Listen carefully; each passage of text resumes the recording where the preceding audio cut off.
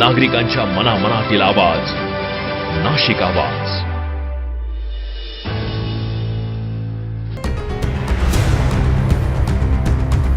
एकशे 20 video, hard disk आणि संशयास्पद साहित्य. नाशिक प्रकरणाने उडवली खळबळ. कोर्टाचा निर्णय. रवींद्र एरंडे 4 दिवस पोलीस कोठडीत. डिजिटल पुरावे आणि संशयास्पद वस्तूंचा तपास. नाशिक केस अधिकच गूढ.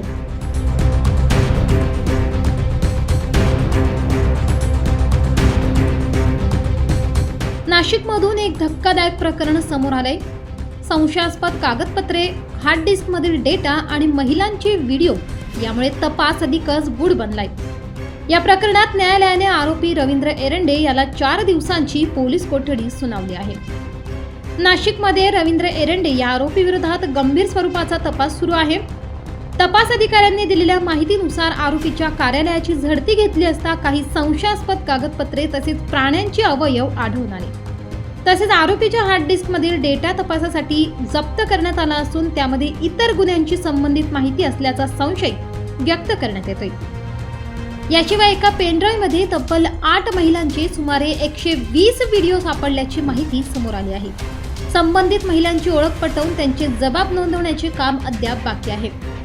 या सर्व बाबींचा तपास करण्यासाठी पोलिसांनी न्यायालयाकडे 7 दिवसांच्या पोलीस कोठडीची मागणी केली होती. आरोपी रवींद्र गणपती एरंडे याच्यावर भारतीय न्याय संहिता 2023 चे कलम 69 व 77 तसेच अनुसूचित जाती जमाती प्रतिबंध अधिनियम 1989 चे 2 कलमानुसार गुन्हा दाखल झालेला आहे. गुन्हा दाखल झाल्यानंतर 2 दिवस पोलीस कोठडीचा आदेश झाला. आज रोजी न्यायालयीन कोठडीत जाईल आरोपी अशी परिस्थिती होती. मात्र आज देखील ह्या रवींद्र एरंडे विरुद्ध मेहरबान न्यायालयाने 4 दिवस पोलीस कोठडीचा आदेश केलेला आहे. म्हणजे थोडक्यात 10 तारखेपावेतो पोलीस कोठडीत घेण्याचा आदेश रवींद्र एरंडे विरुद्ध पारित झाला. आज रोजी पोलीस तपास अधिकाऱ्यांनी म्हटल्याप्रमाणे काही महिलांचे जबाब नोंदवणे आहेत. त्याचबरोबर सापाची काच सापडलेली आहे, कवडी सापडलेली आहे.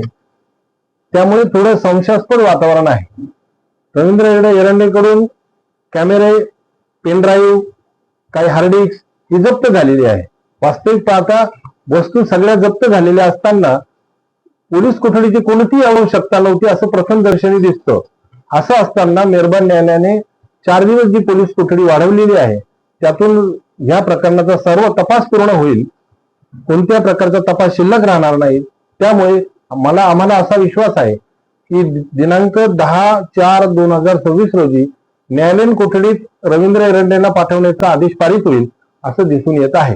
त्यानंतर लगेचच आम्ही जिल्हा न्यायालयामध्ये जामीन अर्जाचीही तजवीज आम्ही करणार आहोत.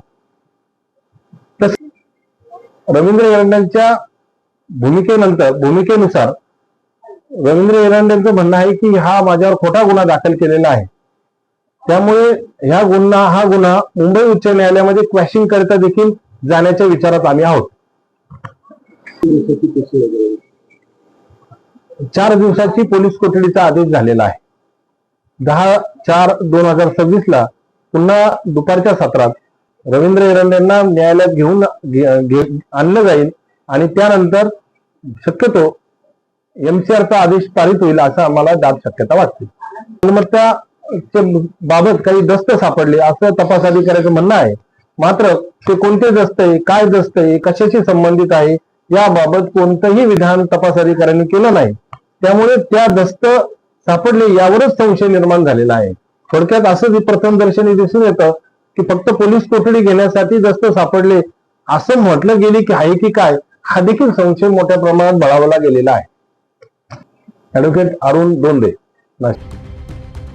वकिलांनी युक्तिवाद करताना असेही म्हटले की फिर्यादीने पूर्वी दाखल केलेल्या गुन्ह्याच्या रागातून हा गुन्हा दाखल करण्यात आला आहे. तसेच महिलांचे जबाब नोंदवण्यासाठी पोलीस कोठडी आवश्यक आहे.